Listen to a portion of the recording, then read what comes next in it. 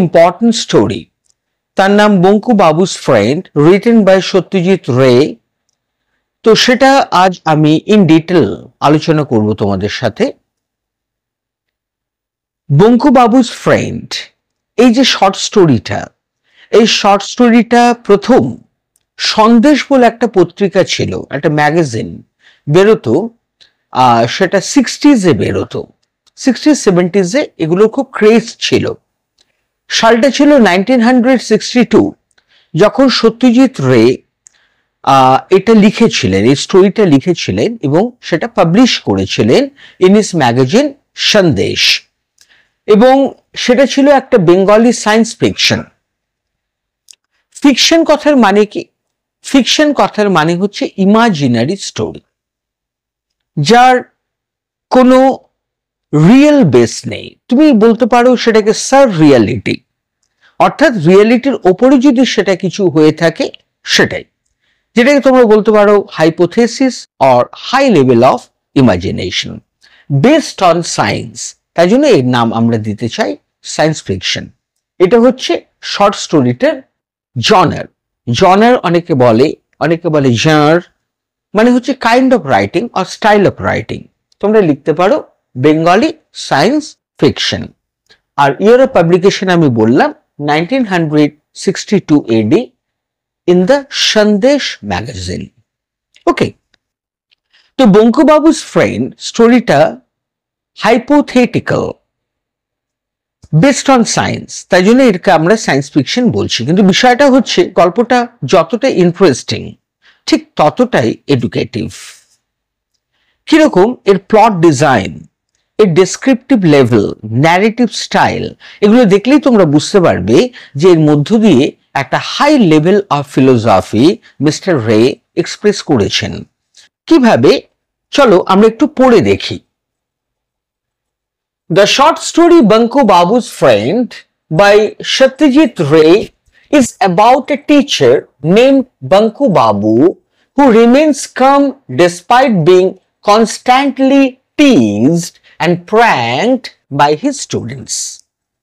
এই শর্ট স্টোরির যে প্রোটাগনিস্ট, সেন্ট্রাল ক্যারেক্টার, তিনি হচ্ছেন বঙ্কু বাবু, একজন সিনিয়র এবং ভেটেরান এক্সপিরিয়েন্স টিচার।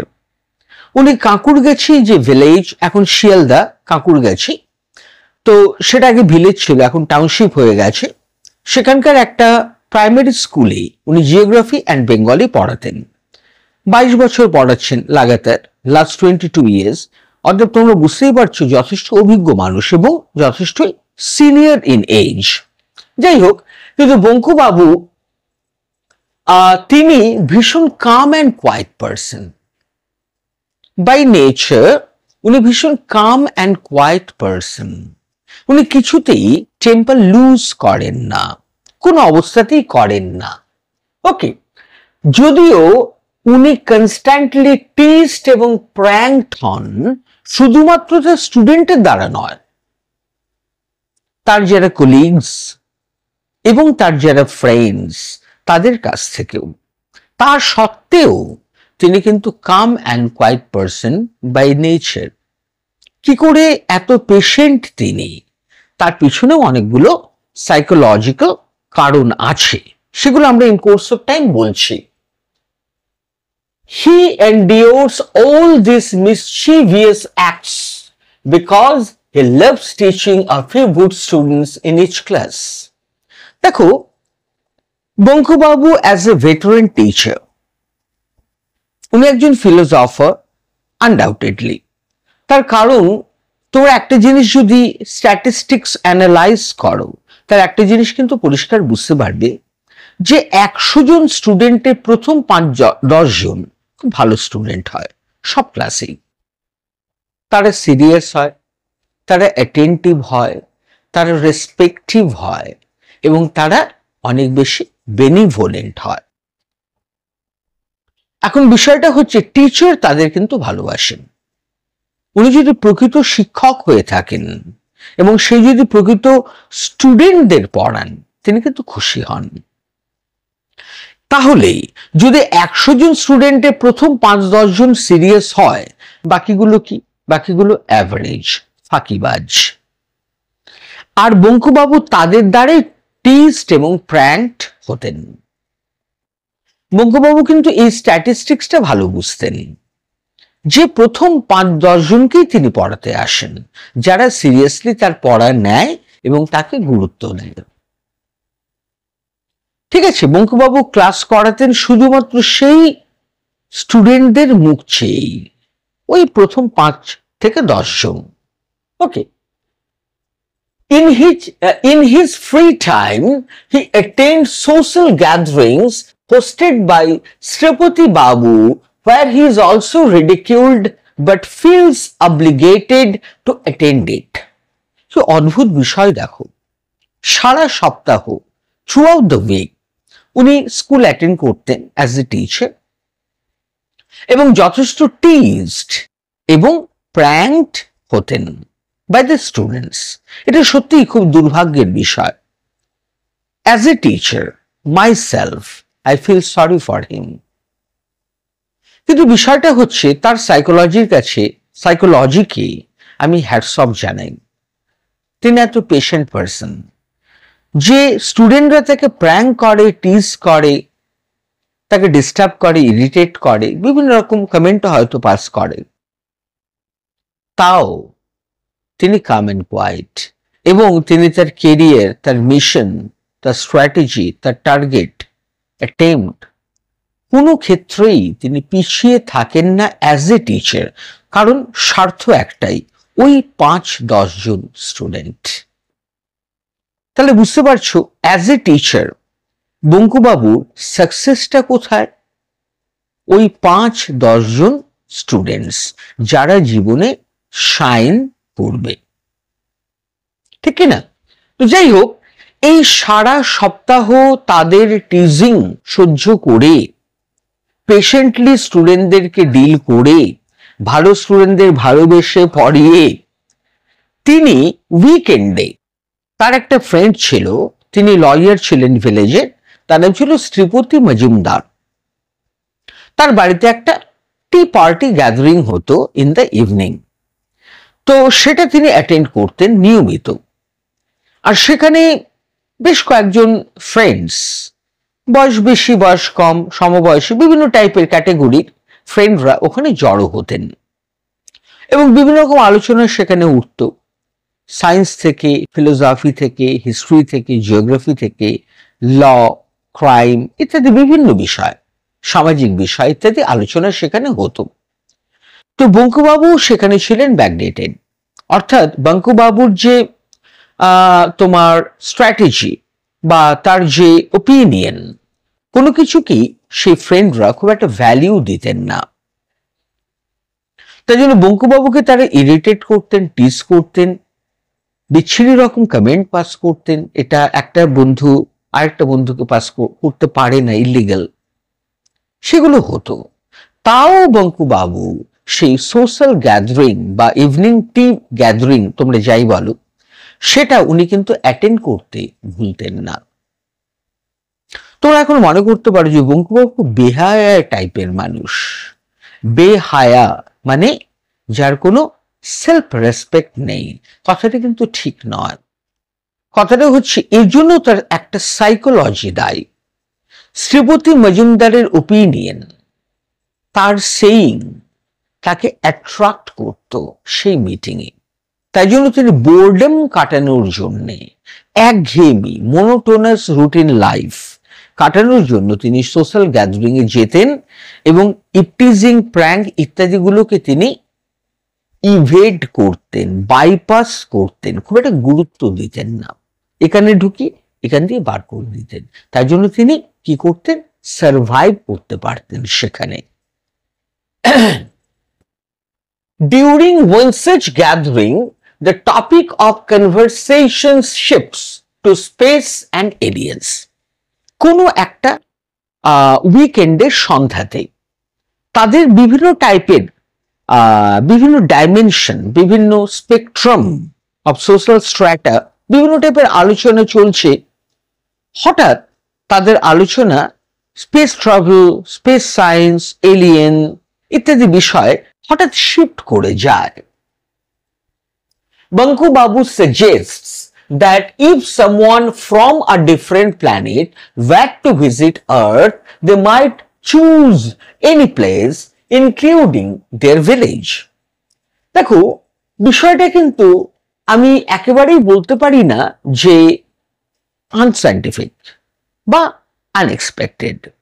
বাঙ্কু বাবু সবার সামনে হঠাৎ তার একটা এক্সপেকটেশন সাজেস্ট করলেন। এক্সপেকটেশনটা কি? অ্যানাদার প্ল্যানেটের কোনো extra terrestrial being or creature, যেটা অতি বাস্তব বা অবাস্তব, মানে আমাদের পৃথিবীর কোনো ক্রিয়েচার নয়, দ্যাট মিনস এলিয়েন্স, যদি পৃথিবীতে ল্যান্ড করে, যে কোনো প্রভিন্সে, যে কোনো কান্ট্রি, যে কোনো সাবকন্টিনেন্টে সে ল্যান্ড করতে পারে। Why not at Kankurgachi? সে তো কাঁকুড়গাছিতেও ল্যান্ড করতে পারে, ঠিক না? আর যদি সেটা সত্যিই একটা রিয়ালিটি হয়ে ওঠে, তাহলে বিষয়টা কেমন দাঁড়াবে? এটা হচ্ছে বঙ্কুবাবুর একটা সাজেশন কোন একটা সন্ধ্যাবেলার। They might choose any place including their village. এলিয়েনরা যে কোনো প্লেস আর্থে চুজ করতে পারে for their landing. Why not their village? কেন তাদের ভিলেজ নয়? তাদের ভিলেজেও তো আসতে পারে। However, everyone dismisses his idea except for Chandi Babu, who quite jokingly suggests that Banku Babu would be the ideal specimen to be taken away by the aliens. ওখানে যত উপস্থিত মেম্বার্স ছিল, ইনক্লুডিং শ্রীপতি মজুমদার হিমসেলফ, ওরা সবাই defy করে দিল বাঙ্কু বাবুর এই সাজেশন। বললো না না, ইট ইজ কোয়াইট ইম্পসিবল, এটা একটা জঙ্গলি জায়গা, জলজঙ্গল, অন্ধকার, আলো নেই, তো এলিয়েনের উপর থেকে ট্রেস করবে কি করে? এটা কি জায়গা? ওরা ভাবে ঝোপঝাড় জঙ্গল, ওরা লাইটেড কোন এরিয়া, মানে আমেরিকা, ইংল্যান্ড, জার্মানি, রাশিয়া ইত্যাদি জায়গা ওরা টার্গেট করবে, বড় বড় শহর টার্গেট করবে, যেটা উপর থেকে দেখা যায়, প্রচুর আলো আছে। থোড়ি এই কাঁকুড়গাছি ভিলেজ, একটা ইঁদু গ্রাম, রিমোট ভিলেজ, জলজঙ্গল, আলো নেই, বাঁশবাগান, ডোবা, যাই হোক, এটা বিচ্ছিরি জায়গায় ডেফিনেটলি ইন্ডিয়ানরা চুজ করতে পারে না। চন্ডী বাবু কিন্তু হঠাৎ একটু পোকিং করে, একটু খোঁচা মেরে বঙ্কু বাবুকে বলছেন সবার সামনে যে বঙ্কু বাবু হচ্ছে এলিয়েনদের মতো একটা বিচ্ছিরি ক্রিয়েচার। অ্যাকচুয়ালি এলিয়েনের কনসেপ্টটা কিন্তু ইমাজিনারি, যদিও বর্তমানে বহু সায়েন্টিস্টরা বলছেন যে এলিয়েনদের নাকি এক্সিস্টেন্স আছে। এরিয়া 51 বলে একটা কনসেপ্ট, নতুন বলবো না, নট নিউ কয়েনেজ, বহু বছর ধরেই চর্চায় আছে আমেরিকাতে, যে এরিয়া 51-এ নাকি নিয়মিত এলিয়েনরা যাতায়াত করেন। আমি বলছি না এটা সায়েন্টিফিক, আমি বলছি না এটা সত্যি, আমি এটাও বলছি না এটা মিথ্যে। বিষয়টা যাই ঘটে থাকুক না কেন, এলিয়েন যদি এক্সিস্ট করেও থাকে, আমরা তার রিয়ালিটি জানি না, কারণ আমরা এলিয়েন কোনোদিন চোখে দেখিনি, যা কিছু দেখেছি সবই ইমাজিনারি।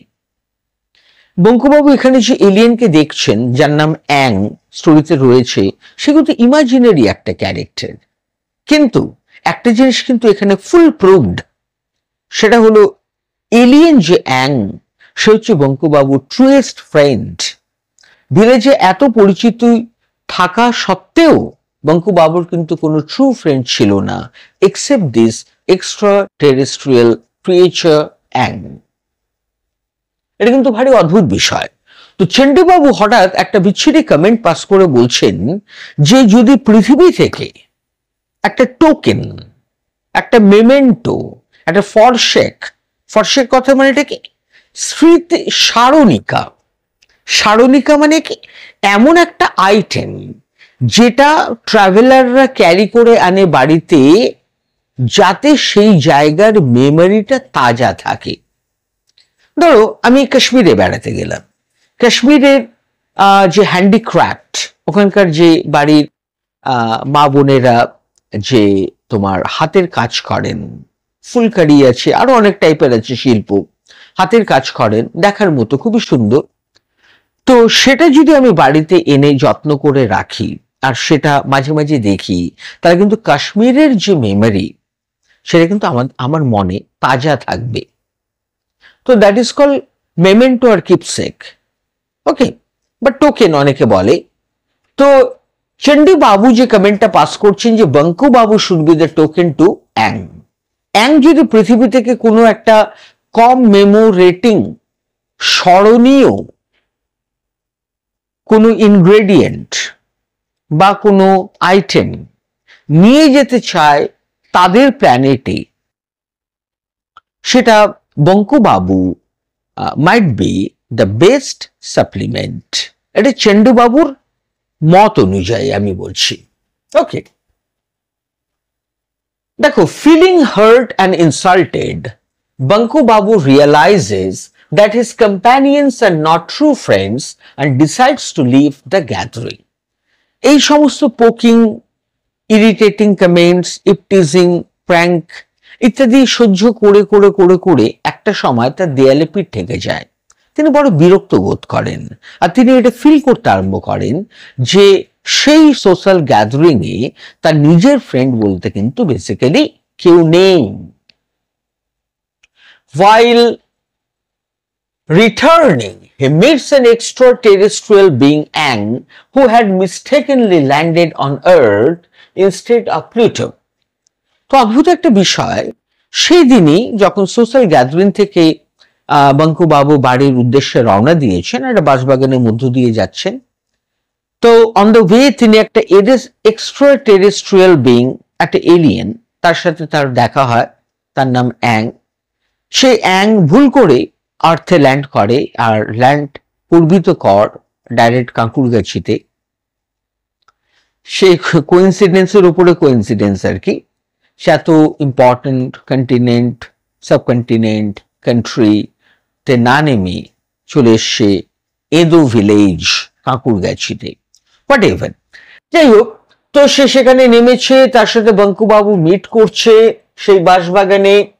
ওকে, তো সেই অ্যাং অ্যাকচুয়ালি ভুল করে নেমেছে, অ্যাং অ্যাকচুয়ালি প্লুটোতে যাচ্ছিল, সে আর্থকে প্লুটো ভেবে ভুল করেছে, মানে মিস্টেকেন আইডেন্টিটি বলতে পারো, তো নেমে পড়েছে এখানটাতে। ভালো কথা। Being superior to men both in technical knowledge and empathy, the mysterious friend introduces Bankubabu to a world beyond his familiar surroundings, exposing him to new ideas, places and experiences. দেখো, যদি এলিয়েন সত্যি exist করে থাকে, তারা কিন্তু human বিংদের থেকে সমস্ত ক্ষেত্রে সুপিরিয়র। টেকনিক্যাল নলেজ বলো, সোলার সিস্টেম সম্পর্কে প্র্যাকটিক্যাল এক্সপিরিয়েন্স বলো, পৃথিবীর বিভিন্ন দেশের জিওগ্রাফি বলো, পলিটিক্স বলো, হিস্ট্রি বলো, জিওলজি বলো, ইকোলজি বলো, সমস্ত ক্ষেত্রে ওরা মাহির, কারণ সমস্ত নলেজ ওদের গ্রিপে রয়েছে। ওরা এত বছর বাঁচে, হাজার হাজার লক্ষ লক্ষ বছর হয়তো বাঁচে, আমি জানি না, প্রকৃত ব্যাপারগুলো আমার জানা নেই, তবে মানুষের থেকে অনেক বেশি লাইফ স্প্যান তাদের। যদি তাই হয়, এবং তারা যদি আজ প্লুটো, কাল জুপিটার, পরশুদিন মার্স করে বেড়ায়, তাহলে সোলার সিস্টেম তাদের কাছে জাস্ট এক শহর থেকে অন্য শহরে যাওয়ার মতো এক্সপিরিয়েন্স। যদি সত্যিই তাই হয়ে থাকে, তাহলে তাদের অসীম জ্ঞান, অসীম, ইনফিনিট, যেটা মানুষ ধোপেই টিকবে না, তাই না? আর এমপ্যাথি মানে সিম্প্যাথি, ইমোশন, সেটাও কিন্তু ওরা আমাদের থেকে অনেক বেশি এগিয়ে। ওরা অনেক বেশি কনসিডারেট, অনেক বেশি সিম্প্যাথেটিক, অনেক বেশি human than human beings. Clear? The mysterious friend Aang introduces Bankubabu to a world beyond his familiar surrounding. Bankubabuর কাছে ওয়ার্ল্ড কি? কাঁকুরগাছি। অ্যাকচুয়ালি আমরা হচ্ছি কুয়োর ব্যাং, ফ্রগ অফ আ ওয়েল। কুয়োর ব্যাং পৃথিবীটাকে কেমন দেখে যেন, নিচ থেকে ওপরের দিকে তাকালে ছোট্ট একটা রাউন্ড শেপের আকাশ দেখা যায়, ওটাই ব্যাং মনে করে আউটার ওয়ার্ল্ড। অ্যাকচুয়ালি পৃথিবী কত বড় সেটা আমাদেরও আইডিয়া নেই, ঠিক কিনা?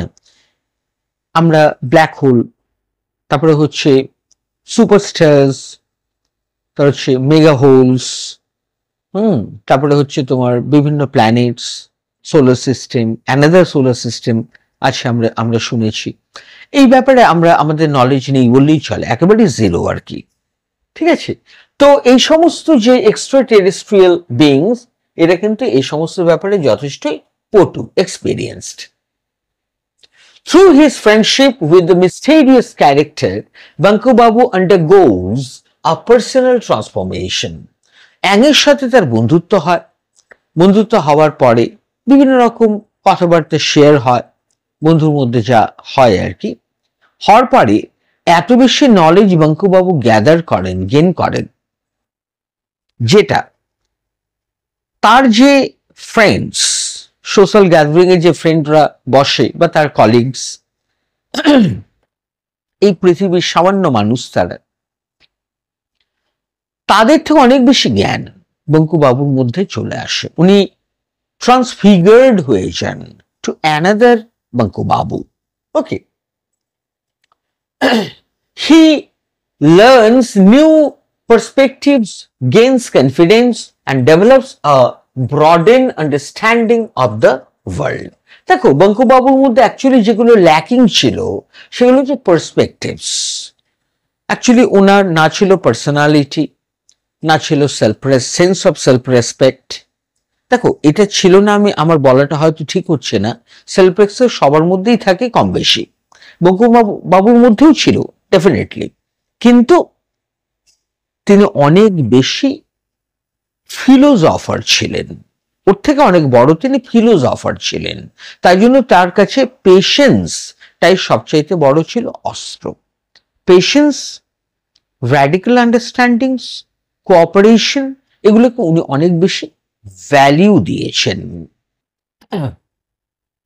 তো তার মধ্যে পার্সপেক্টিভ চলে আসছে নতুন, তিনি কনফিডেন্স গেইন করছেন, তার কাছে একটা broader understanding of the world, সমস্ত পৃথিবীর পার্থিব নলেজ তার মধ্যে ভিড় করছে, গ্যাদার করছে। তার বুঝতে পারছো অ্যাংয়ের সাথে পরিচয় হওয়ার পরে আমরা কিন্তু একটা নতুন ক্যারেক্টার পাচ্ছি। বঙ্কুবাবু তার নাম, কিন্তু আগের বঙ্কুবাবু সে কিন্তু নয়, সে অ্যানাদার বঙ্কুবাবু, সম্পূর্ণ নতুন এবং খুব নলেজেবল বঙ্কুবাবু, অনেক র্যাশনাল, অনেক বেশি scientific. The story highlights how friendships have the potential to change individuals. তো অ্যাংয়ের সাথে তার পরিচয় হওয়ার পরে বঙ্কুবাবুর কিন্তু the twist and turn of life, আমি বলতে চাইছি ড্র্যাব পার্সোনাল ফিচার্স, সেগুলো কিন্তু বদলে যাচ্ছে। একটা গ্লসি ফাইব্রাস ক্যারেক্টারিস্টিক তাকে হন্ট করছে, তার মধ্যে ইনসার্টেড হচ্ছে। তো এই যে ট্রু ফ্রেন্ডশিপ, এর মধ্যে এতটা বেশি পোটেনশিয়াল পাওয়ার থাকে যে যে কোনো ইন্ডিভিজুয়ালকে সে কিন্তু পজিটিভলি চেঞ্জ করতে পারে, যেমনটা অ্যাং বঙ্কুবাবুকে করতে পেরেছিলেন। এক্সপ্যান্ড দেয়ার হরাইজনস, তাদের যে কুয়োর ব্যাগের মতো যে খুব ন্যারো মাইন্ডেডনেস, সেটাকে ব্রডেন আপ করে দেয়, চওড়া করে দেয়, প্রশস্ত করে দেয়। ওকে, প্লাস হচ্ছে and help them discover their true selves, আর ফাইনালি তারা নিজেদের অস্তিত্ব খুঁজে পায়, নিজেদের ইভ্যালুয়েট করতে পারে, সেলফ রেসপেক্ট তারা বুঝতে পারে, how important self respect is in life. The encounter with Ang makes Banku Babu capable of speaking against the ridicule.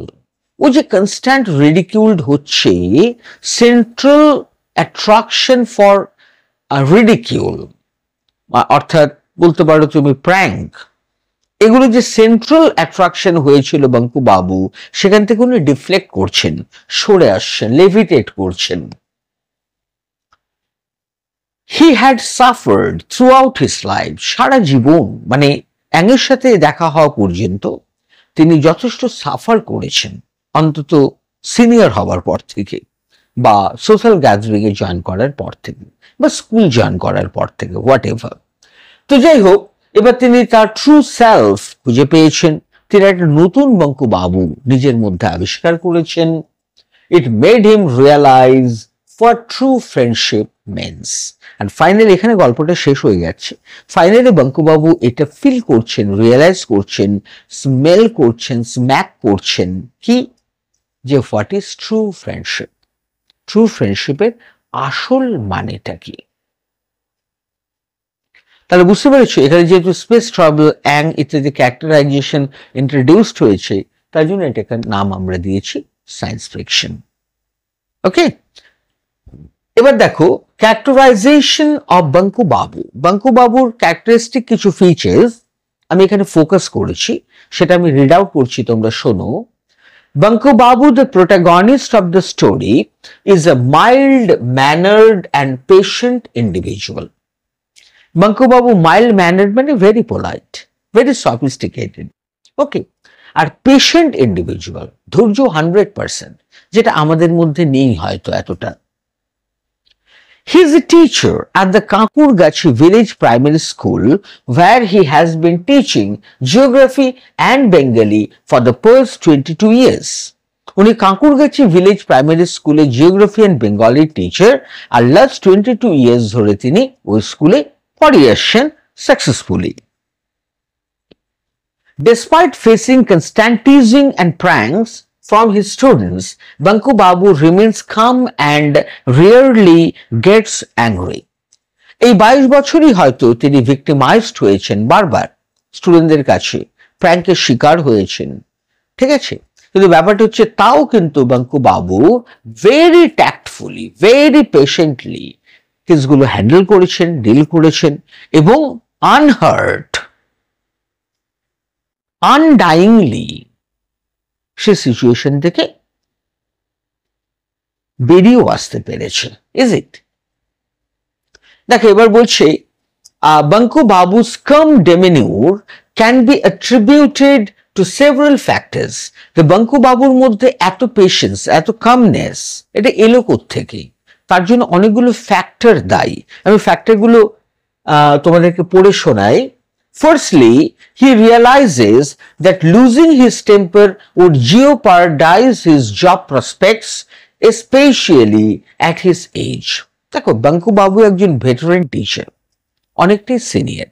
এই বয়সে যদি তার চাকরি যায় বা তিনি চাকরি ছেড়ে দেন, তাহলে তিনি সেকেন্ড একটা জব অপশন পাবেন কোথায়?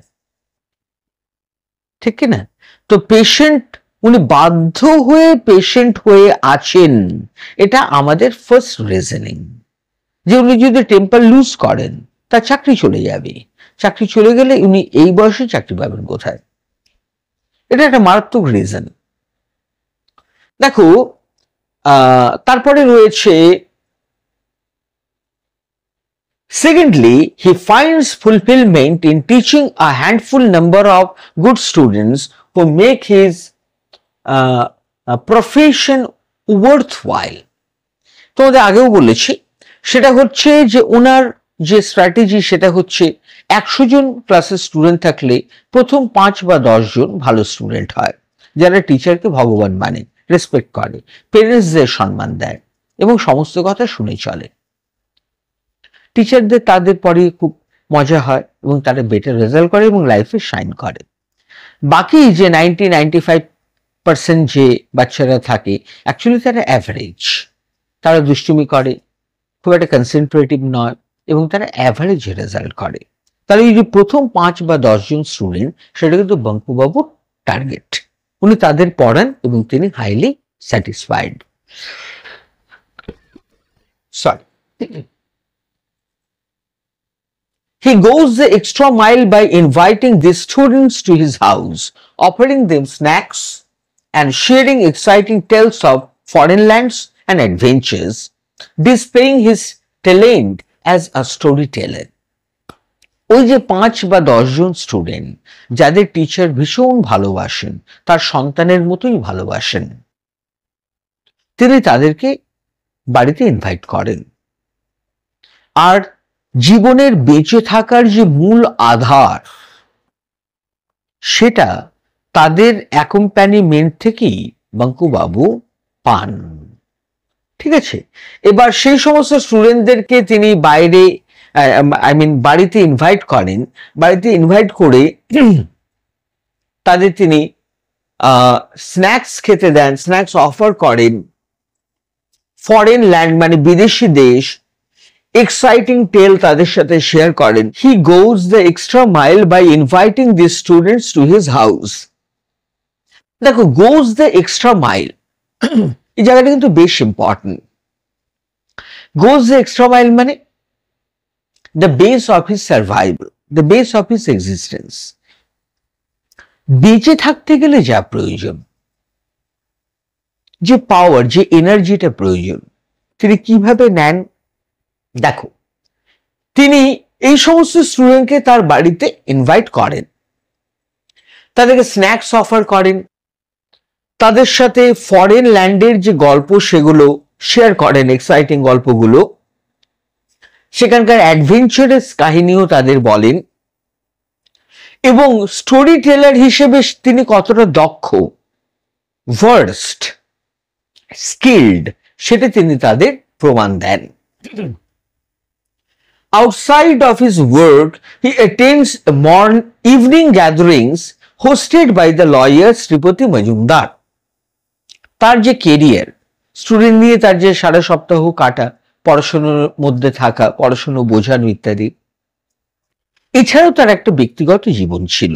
সেটা হচ্ছে শ্রীপতি মজুমদারের বাড়িতে উইকেন্ডের কোন একটা ইভিনিং এ তিনি জয়েন করতেন। Though he often becomes a victim of their jokes and pranks, he attends them for Sripati Babu's opinions and feelings. সেই গ্যাদারিং এ তিনি প্র্যাঙ্কড হতেন এবং ইনসাল্টেড হতেন, তাও তিনি সেখানে যেতেন। কেন জানো? শ্রীপতি বাবুর ওপিনিয়ন্স অ্যান্ড ফিলিংস এর কারণে। বিষয়গুলো ছিল ভারী অ্যাট্রাক্টিভ, তাই বঙ্কু বাবু সেই ইভিনিং গ্যাদারিং জয়েন করতেন। He is an imaginative and curious person. তিনি কাল্পনিক মানুষ ছিলেন, কল্পনা করতে ভালোবাসতেন এবং ভীষণ কৌতূহলী মানুষ ছিলেন, তার জানার বড় আগ্রহ ছিল। And displays keen interest in space travel and speculates about aliens to visit the earth. এবং তার ভীষণ আগ্রহ ছিল, গভীর আগ্রহ ছিল স্পেস ট্রাভেলের বিষয়ে, আর স্পেকুলেট করতেন। স্পেকুলেট মানে কি? আগে থেকে আইডিয়া লাগানো, যেটা হতে পারে, পসিবিলিটির কথা ভেবে দেখা, তাকে বলে স্পেকুলেশন। যে আর্থে কোনো না কোনো সময় এলিয়েনরা ভিজিট করতে আসবে, এটা বঙ্কু বাবু কিন্তু স্পেকুলেট করতেন। Throughout the story, his patience and resilience are tested. পুরো গল্পটা জুড়েই এটা একটা মারাত্মক কি বলবো, effective journey for Banku babu to test his patience and resilience. তিনি কতটা সফট, কতটা বেশি কি বলবো ইলাস্টিক, আর কতটা বেশি patient about different critical situations, এর একটা জার্নি হচ্ছে this short story. And each time survived and finally made all wondered. আর সমস্ত ক্ষেত্রে তিনি নিজেকে সার্ভাইভ করতে পেরেছেন বিভিন্ন উপায়ে, and finally উনি সবাইকে অবাক করে দিচ্ছেন for his confidence, stamina and knowledge.